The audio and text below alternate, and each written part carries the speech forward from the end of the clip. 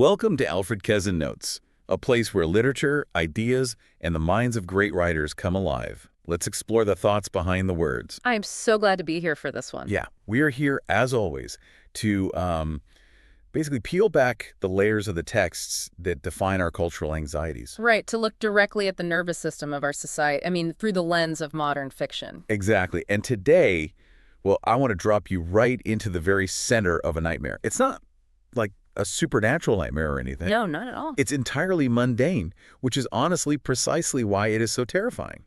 So imagine you are desperate. Like, truly out of options. Right. You are out of options. Your bank account is this bleak, echoing zero, and your past is a shadow you are just frantically trying to outrun. It's that visceral panic. Yeah. And then you are given a lifeline, a job as a live-in maid for a wealthy, highly respectable family. The kind of family with the perfect manicured lawns. Exactly. You arrive at their sprawling, beautiful suburban estate, all those gleaming windows, and you are shown to your quarters. Which is never as nice as the rest of the house, right? Never. It's a small, stifling, windowless room up in the attic. You're exhausted. You unpack your meager belongings, you sit down on the narrow bed, and you look over at the heavy wooden door. And that's when you see it. That's when you see it. As your eyes adjust to the dim light, you notice something wrong. Something fundamentally, chillingly wrong with the brass lock. Right, because a bedroom door is meant to have a lock on the inside. Yes. That is the universal unspoken symbol of privacy, right, of autonomy. Exactly. It's how we define our own space. You close the door, you turn the latch, and you declare to the house, to the world, that this space is yours. You are keeping the world out. To keep yourself safe. But you look at this door in the attic, and you realize the mechanism is backward. The lock doesn't lock from the inside to keep you safe. Oh, man. It locks from the outside to keep you in. That single detail completely shifts the paradigm, in a fraction of a second. It's just a gut punch. It really is. A lock on the inside is a tool of empowerment, It is the architecture of a sanctuary. Yeah. But a lock on the outside, that is a physical manifestation of absolute, undeniable power over another human being. Right. It instantly reduces the room from a shelter to a literal cell. Exactly. It completely obliterates the illusion of the social contract. Okay, let's unpack this a little bit, though. Because while that visual is undeniably terrifying, I think a lot of listeners might have the exact same immediate reaction I did. Which is to run away. Yes. Like, I would be out of there in 5 seconds. Yeah. Millie, the protagonist here, she's a grown woman. She sees this backward lock on her first day. Right. Why doesn't she just pack her bags, walk down the stairs, and out the front door? How does a simple architectural anomaly completely shift our understanding of a domestic drama into a survival thriller? Because the front door is theoretically right there. Exactly. The door is open, so why stay? Well, what's fascinating here is that that's the exact assumption Freida Mcfadden's source material is specifically designed to dismantle. Oh, interesting. Yeah, it is incredibly easy to say you would leave when you are looking at the situation from the comfort of a safety net. That's a really good point. But we have to examine the mechanics of systemic entrapment here. Millie cannot simply quit when things get strange. Because she has nothing. Right. The cost of leaving isn't just discomfort or the annoyance of finding a new job. The cost of leaving is total destitution. She is a woman with a criminal record. Right? Yes, she has served time. And that record makes her practically untouchable to traditional above-board employers in the current economy. Wow. So she's trapped before she even gets to the house. Precisely. If she leaves this house, she is living out of her car in the freezing cold. She is literally one missed meal away from the unforgiving concrete of the street. So starvation is a much more immediate, pressing threat than a strange vibe or even a backward lock. Exactly. And this is a crucial element of the modern thriller. The horror isn't supernatural, it's systemic. Oh, that's a great way to put it. The physical lock on the door is horrifying, sure, but it is merely the final physical click in a trap that was set by society long before she ever set foot on that staircase. That systemic dread is captured so perfectly in the visual documents we pulled for this deep dive. The Turkish edition, right? Yes, the Turkish edition of the novel, which is titled Housemaid. To truly understand the visceral impact of this narrative, you have to look at this stark, haunting imagery. It's incredibly striking. It is. When you look at the cover and the recurring motifs from this edition, you aren't just seeing a title. You are confronted with a stark, imposing blue door. Just this heavy, solid block of color. Yeah, the wood grain suggests something really heavy, impenetrable. And right in the center, rendered in this cold brass, is a classic old-fashioned keyhole. But it's what's inside the keyhole that gets you. Exactly. The chilling detail, the thing that instantly raises the hairs on the back of your neck, is what occupies that keyhole. It is a single, terrified brown eye. Oh, man. And crucially, it is not an eye looking in from the hallway to spy on a secret. Right, it's the other way around. It is an eye peering outward from the darkness of the room. It's an eye just desperate for a connection to the world beyond the wood. Think about that cover art for a second. It completely rewires how you view the story before you even read the first page. It really does. Because it visually represents the exact psychological state that the outside lock creates. When your door locks from the outside, your entire perspective of the world is violently reduced. They're just cut off. Completely. You no longer interact with the house. You can only observe whatever tiny, fragmented sliver of reality your captor allows you to see through that tiny aperture. Wow. Your reality is dictated entirely by whoever holds the key. Yes, and we also see throughout these source documents a very specific chapter heading. Oh, right. The timestamp. Yeah. Birinci bölüm. İsa uns. Chapter 1. 3 months ago. That temporal marker sets a clock ticking in the mind of the reader immediately. It really creates this sense of inevitable doom. It does. You see that eye trapped in the keyhole, you see that timestamp, and you know a catastrophic fracture has already occurred. We are merely tracing the agonizing steps that led to it. Exactly. So we are not just summarizing a gripping thriller today.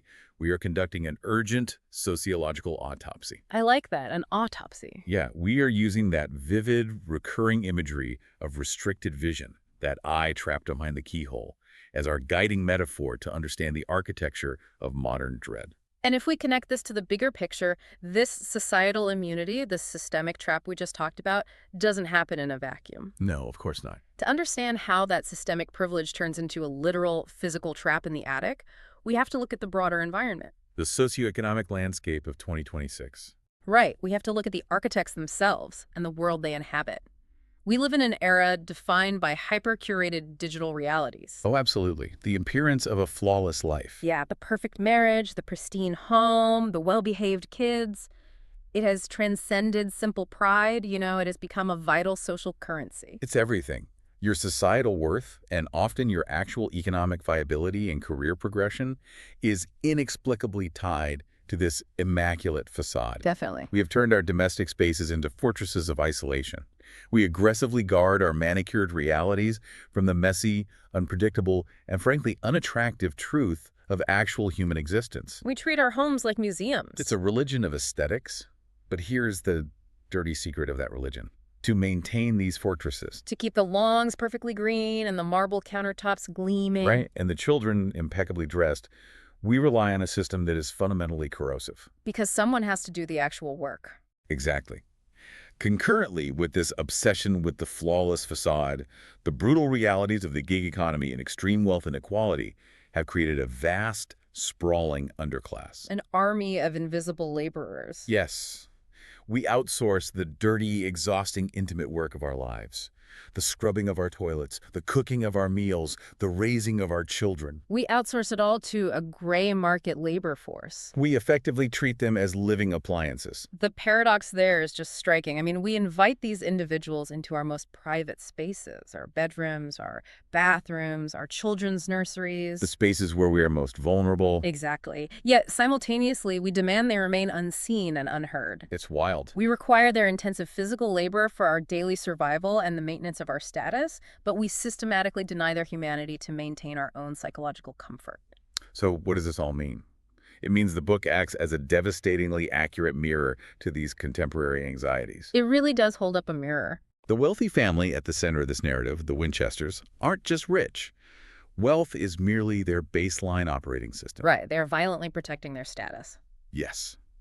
The immaculate house is an armor plating over profound dysfunction, which means that in 2026, the ultimate luxury is no longer massive square footage or a fleet of expensive cars. No, it's secrecy. The true marker of supreme, unassailable wealth is the ability to hide your monsters. Oh, that's chilling. It's the power to construct a facade so incredibly thick, backed by high-end landscaping, gated communities, and ironclad non-disclosure agreements, that no screen can ever penetrate it. The luxury is impunity. The luxury is absolute impunity.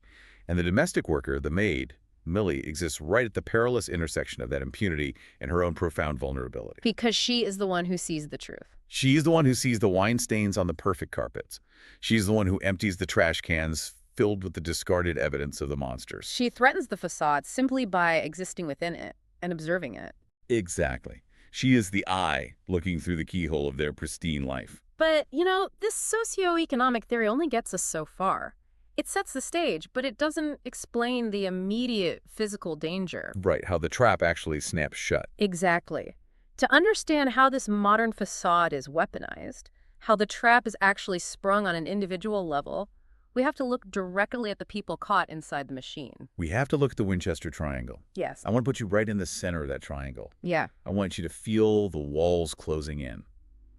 You are Millie. You took the job because starvation was knocking at your door. Right. And into this desperate scenario walks Nina Winchester, the wife. She is beautiful. She is dripping with the kind of casual, inherited wealth that makes people untouchable. But she is entirely erratic. Completely. As Millie, you start to notice the psychological warfare almost immediately. And the specific mechanics of this warfare are crucial to understand. Nina doesn't just leave a typical domestic mess. No, it's calculated. She makes deliberate, humiliating, highly targeted messes. Yes. She doesn't just, spill wine accidentally. She waits until you have spent 3 hours scrubbing the kitchen floor on your hands and knees. And then she casually drops a bowl of cereal and walks away.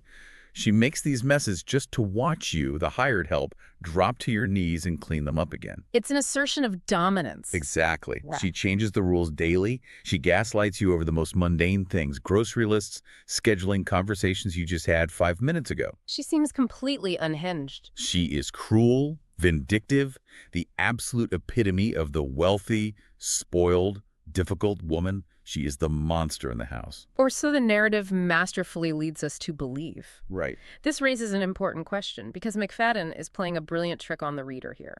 Nina embodies a very specific cultural archetype that society has primed us to hate and dismiss. The hysterical, demanding housewife. Exactly, the irrational woman.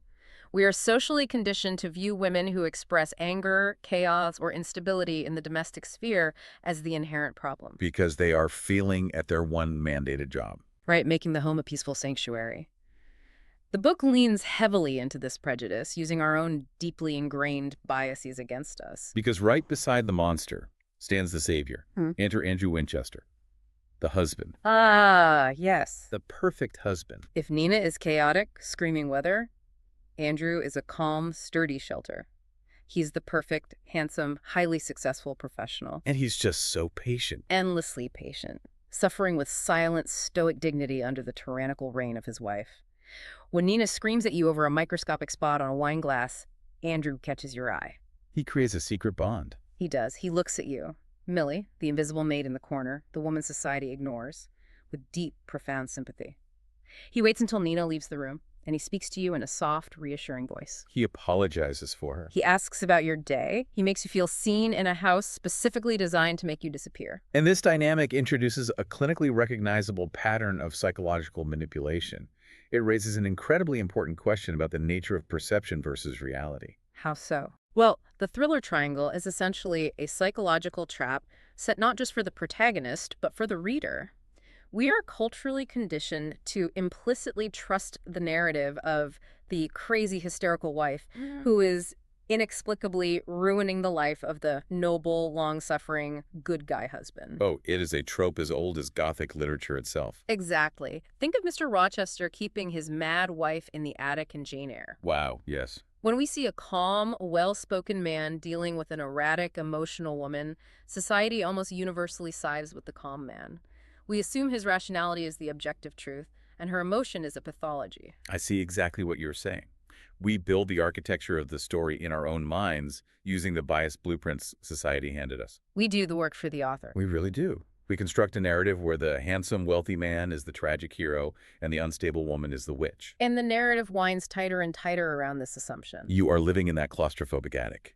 You are hearing strange, unsettling noises at night, scratching against the floorboards, muffled weeping. The tension is just ratcheting up. Nina's behavior escalates from merely humiliating to outright dangerous. She seems to be actively sabotaging your work, threatening your fragile livelihood. And in stark contrast, Andrew becomes more protective. Right, more intimately concerned for your well-being. The lines blur. You think you know exactly the shape of this story. You think you know who the villain is. You are absolutely certain you know who the villain is, and you are certain you know who needs saving. You think you and Andrew are the innocent victims of Nina's madness. Wait. Here's where it gets really interesting. What if you were looking at the picture completely upside down? Oh, I love this part. What if the erratic, cruel, crazy wife isn't tormenting you? What if she is desperately, frantically trying to warn you? What if it's all a signal? Exactly. What is the deliberate messes she makes, the erratic scheduling, the sudden bursts of anger, are not acts of malice, but desperate, coded signals from a woman who is herself trapped and being monitored? Because she can't just come out and say it. She can't. And what if the perfect, patient, sympathetic husband is actually the master architect of the entire suffocating trap? This is the pivotal inversion of the text. The moment the realization hits that the roles of victim and abuser have been entirely swapped. It gives you whiplash. It is a breathtaking narrative flip. It forces a complete violent recalibration of everything we have read up to that point. You have to rethink every single interaction. Yes. It demands that we look back at the supposed madness of Nina and reevaluate it not as pathology, but as the deeply rational panic of a cornered animal. Wow. The rational panic of a cornered animal. And it demands we look at the calm, soothing demeanor of Andrew, not as patience, but as the chilling, highly calculated control of a predator. Andrew employs a very specific psychological mechanism often referred to in clinical circles as DARVO. Wait, I want to stop right there because that is a crucial concept. DARVO. Yeah, deny, attack, and reverse victim and offender. Break down the actual mechanics of how he uses that, because it isn't just him being a jerk, right? It is a systematic dismantling of reality. Absolutely. When an abuser uses DARVO, they first deny the abusive behavior ever happened. I've never said that. Or you're imagining things. Exactly. Then, when confronted, they attack the individual doing the confronting, usually by calling them crazy, unstable, or overly sensitive. You're acting crazy right now. Calm down. Yes. And finally, they reverse the roles of victim and offender. Andrew meticulously crafts an environment where Nina's reactions to his abuse are presented as the abuse itself. Oh, that is so insidious. He provokes her in private, and when she reacts emotionally in public, he plays the calm, victimized husband. He uses his nice guy public persona as a literal blunt force weapon against his own wife. This forces us to examine the very tools used to construct this trap. Because this isn't just a physical prison with a backward lock on an attic door. The physical lock is merely the cherry on top. Right. It's the cherry on top of a massive psychological edifice. We have to talk about the big idea driving this entire narrative, the architecture of entrapment. To understand this architecture, we have to move far beyond treating gaslighting as just a modern internet buzzword. We do throw that term around a lot in popular culture today. We really do. Usually to describe someone simply lying or having a different recollection of an event or disagreeing with us. Like, stop gaslighting me about what time we said we'd meet. Exactly. But true gaslighting, the clinical kind depicted in this narrative, is far more insidious and comprehensive. It is not an argument, it is an environmental condition. An environmental condition? That's powerful. It is the systematic, deliberate dismantling of a person's ability to trust their own senses, their own memory, and their own fundamental sanity. It's not just telling someone the sky is green. It's slowly, over months, changing the tint on all the windows in the house so that everything outside actually looks slightly green. Oh, that's a brilliant way to put it. And then it's hiring people to talk about how beautiful the green sky is today. Yeah. And then when the victim finally breaks down and cries because they know the sky used to be blue. The abuser patiently comforts them. Yes. Patiently, softly comforts them, strokes their hair, and suggests they might need to see a doctor because they are clearly hallucinating. It is a profoundly violent act of psychological restructuring. That is a terrifyingly accurate analogy, and for that level of restructuring to work, it requires a very specific architecture. What's the foundation? The foundational requirement for effective gaslighting is isolation. You cannot make a victim completely doubt their own reality if they have access to outside verification. Because someone else would walk in and say, hey, why are the windows tinted? Exactly. The abuser must systematically cut the victim off from friends, family, independent financial resources, and any objective observers. The abuser must become the sole, undisputed arbiter of truth. And this is where the societal norms, those invisible rules we all live by and rarely question, actually build the thickest walls of this prison. The physical house is just the container. Yes. The real prison is built entirely of expectations. Look at Nina. On paper, she has everything. Wealth, status, beauty. But she is trapped by the overwhelming, suffocating expectation of being the perfect, compliant, beautiful society wife. Her wealth and her status do not protect her. They are the very bars of her cage. Because if she speaks out, no one believes her. If she screams for help, society looks at her massive, multi-million-dollar house, looks at her handsome, highly successful husband, and tells her she is ungrateful.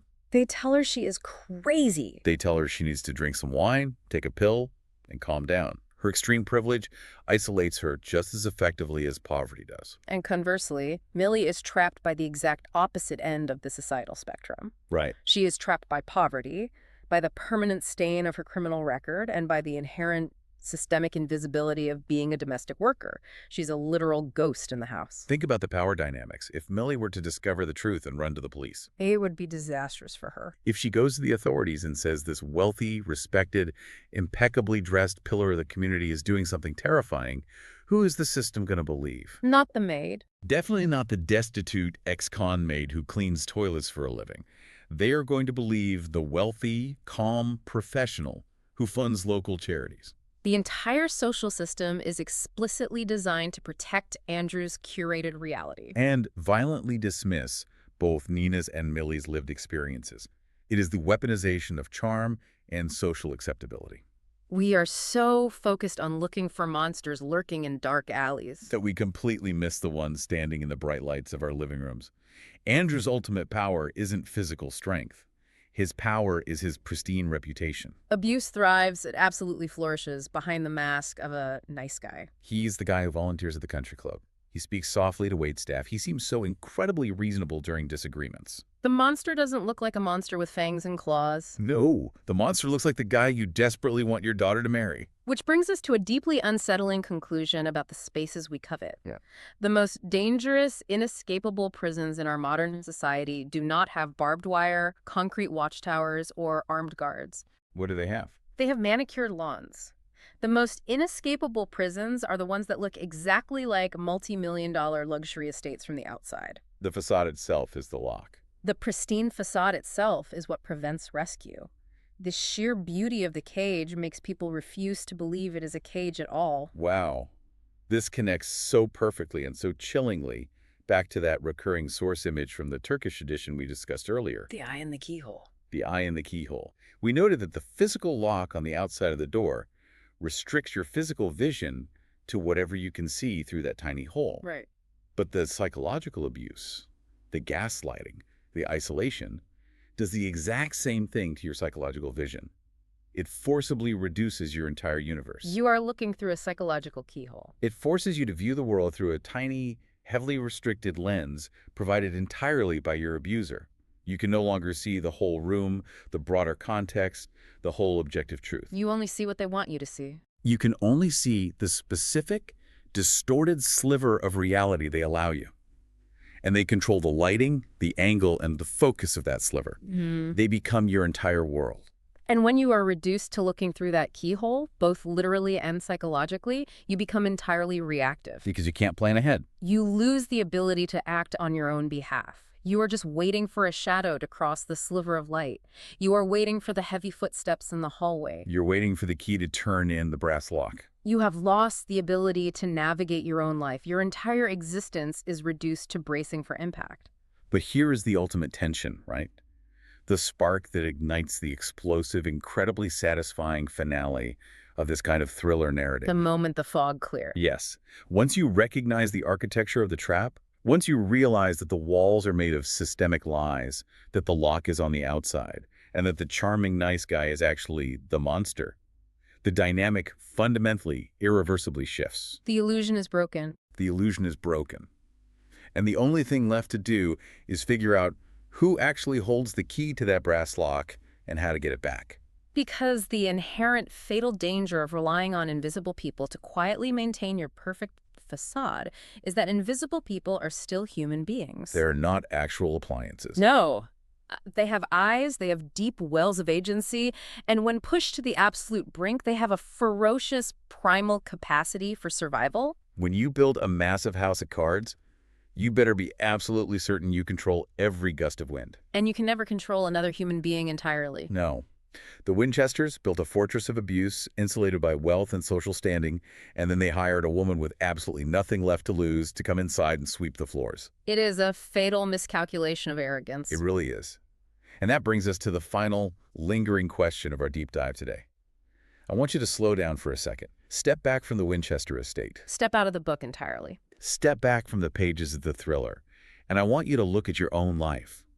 Look closely at the structures you inhabit and the conveniences you rely on. The things we take for granted every day.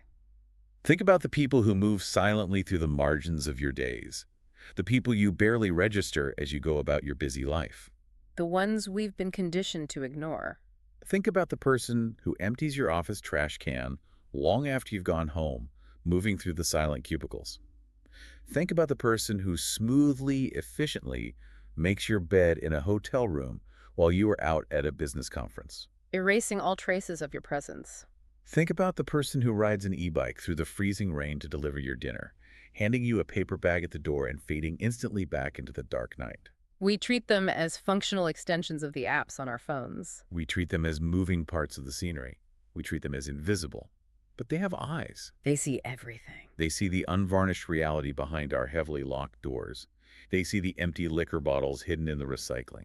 They see the discarded prescription medications. They see the tear-stained silk pillows. They feel the thick, unspoken tensions hovering in the air of our pristine, beautifully decorated living rooms. So the real question is, what secrets do the people we overlook, the ones we treat as socially invisible, know about us? that is a haunting thought. And what happens in the dark, quiet, terrifying moments of the night when they finally decide to take the key and lock the door from their side? It is a profound, deeply unsettling psychological pivot by Freida Mcfadden. She takes our quiet, unexamined assumptions about class, gender, privilege, and power, and she turns them into a literal physical trap. The psychological depth is just astounding. The depth of the unease this narrative creates in the reader is a testament to how accurately it reflects our own hidden, fragile societal structures. It makes us realize how much of our safety relies on the silence of others. It is a masterful, terrifying mirror held up to our modern facades. We want to encourage you to take that unsettling feeling, that slight cold chill you have right now at the base of your neck. And don't just shake it off. Don't shake it off. Use it to actively question the architecture of the spaces you inhabit. Question the invisible rules you assume are keeping you safe. Look closely at the locks on your doors. Look closely at the facades of the people you admire. And most importantly, look closely at the people you have been taught not to see. Until next time, keep exploring the thoughts behind the words.